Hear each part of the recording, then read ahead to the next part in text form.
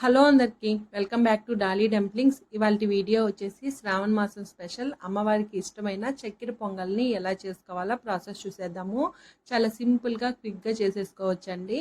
ఇప్పుడు చక్కెర పొంగల్ని ఎలా చేసుకోవాలో ప్రాసెస్ చూద్దాము. దీనికోసం ముందుగా స్టవ్ ఆన్ చేసుకొని కడాయి పెట్టుకొని ఇందులో 1 కప్పు పెసరపప్పుని వేసుకొని మంటని మీడియం ఫ్లేమ్లో ఉంచి ఈ పెసరపప్పులో నుంచి పచ్చివాసన పోయి లైట్గా కలర్ చేంజ్ అయ్యే వరకు మధ్యలో కలుపుతూ వేయించుకోవాలి.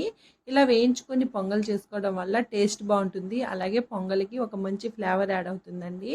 ఇలా వేగిన ఈ పప్పుని ఒక బౌల్లోకి తీసుకోవాలి. అలాగే 1 కప్పు పెసరపప్పుకి 1 కప్పు బియ్యంని వేసుకొని శుభ్రంగా వాష్ చేసుకొని 5 కప్పులు వాటర్ని పోసుకొని స్టవ్ ఆన్ చేసుకొని స్టవ్ మీద పెట్టుకొని మూత పెట్టి మంటని హై ఫ్లేమ్లో ఉంచి ఒక పొంగు వచ్చే వరకు ఉడికించుకోవాలి. చూడండి, ఈ విధంగా పొంగు వచ్చిన తర్వాత మూత తీసుకొని మంటని మీడియం ఫ్లేమ్లో ఉంచి ఒక 2-3 నిమిషాల పాటు మధ్యలో కలుపుతూ ఉడికించుకోవాలండి. చూడండి, ఇక్కడ వాటర్ కూడా ఆవిరైపోయాయి కదా, మరి కొద్దిగా వాటర్ ఉన్నాయండి. అలాగే ఈ పప్పు బియ్యం ఇంకొస్త ఉడకాలి.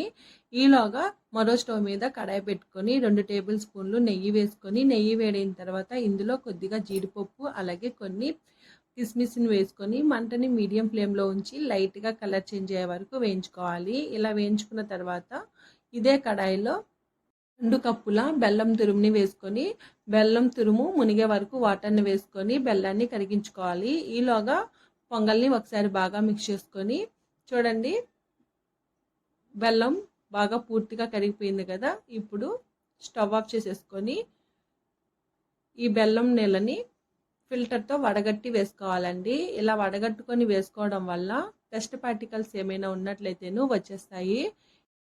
ఈ బెల్లం నీళ్ళని పొంగలకు పట్టేలాగా బాగా మిక్స్ చేసుకోవాలి. మంటని లో ఫ్లేమ్లో ఉంచి కలుపుకోండి, లేదంటే అడుగు పట్టేసే ఛాన్సెస్ ఉంటుంది.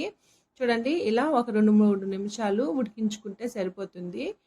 అలాగే ఈ పొంగల్ని కాస్త పలచగానే దించుకోవాలండి. ఇక్కడ మంచి ఫ్లేవర్ కోసం 1 టేబుల్ స్పూను ఇలాచీ ఫ్లేవర్ని యాడ్ చేసి ఒకసారి బాగా మిక్స్ చేసుకోవాలి. అలాగే మనం ముందుగా వేయించి పెట్టుకున్న జీడిపప్పు కిస్మిస్ని కూడా వేసుకోవాలి. ఇందులోనే 2 టేబుల్ స్పూన్ల వరకు నెయ్యిని వేసుకొని ఒకసారి బాగా కలుపుకోవాలి. అంతేనండి, ఇంకా స్టవ్ ఆఫ్ చేసేసుకోవడమే. ఈ పొంగలి కాస్త చల్లారిన తర్వాత గట్టిగా అవుతుందండి. ఈ కన్సిస్టెన్సీలో ఉండేలాగా పొంగల్ని దించేసుకోవాలి. అంతేనండి, చూసారు కదా అమ్మవారికి ఇష్టమైన చక్కెర పొంగల్ని ఎలా చేసుకోవాలో ప్రాసెస్ ఏందో. ఈ వీడియో మీకు నచ్చితే లైక్ చేయండి, షేర్ చేయండి. మరిన్ని రెసిపీస్ కోసం ఛానల్ని సబ్స్క్రైబ్ చేసుకోండి.